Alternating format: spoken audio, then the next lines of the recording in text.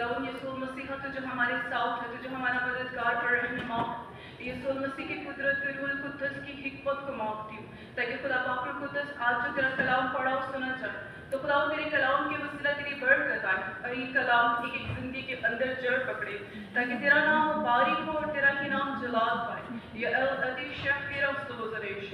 यीशु मसीह के नाम में आमीन।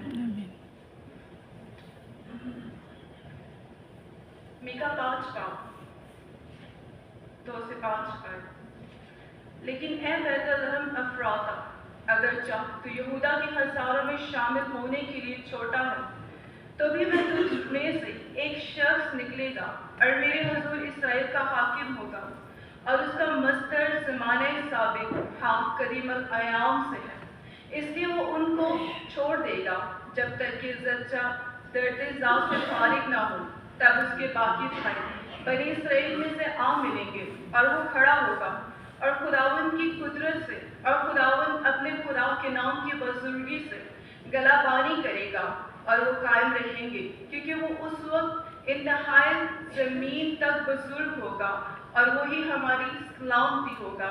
ऐश्वर हमारे मुल्क में आएगा और हमारे कस्रों में कदम रखेगा, तो हम उसके खिलाफ 7